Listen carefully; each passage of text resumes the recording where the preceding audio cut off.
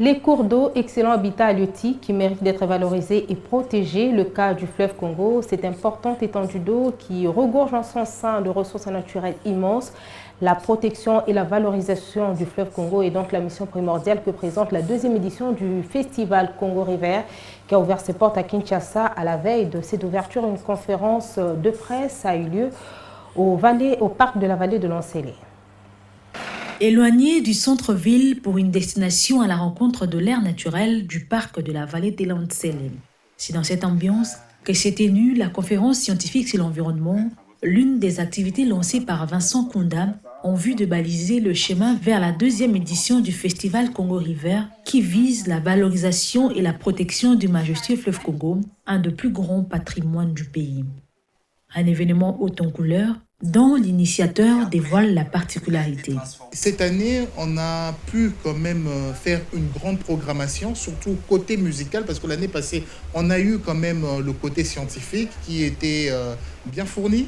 Donc c'est un peu ça la particularité de cette deuxième édition.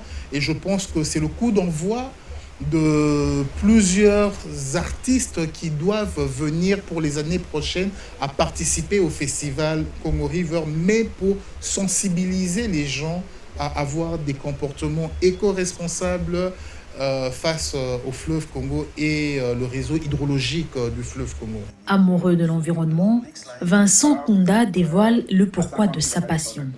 Dans l'ONG Congo River, en fait, la protection d'abord de la nature est un style c'est pratiquement un style de vie. Donc nous pensons qu'avec tout ce qui se passe actuellement par rapport à la nature, par rapport à la mère nature, il faut qu'il y ait beaucoup de conscience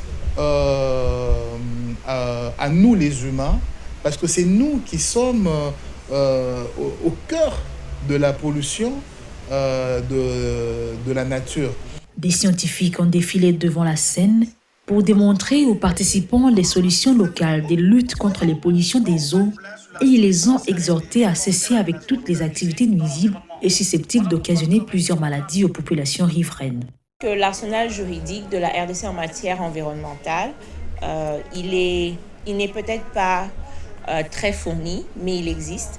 Et que les perspectives que nous avons, c'est de travailler avec ce qu'on a, de chercher à renforcer ce que nous avons déjà, mais également de voir comment innover. L'air, par exemple, mais le fleuve ou la mer, l'eau est aussi considéré nourricier et juridiquement parlant, aujourd'hui, on donne la voie, la possibilité à l'eau, à la terre, d'être considérée comme une entité.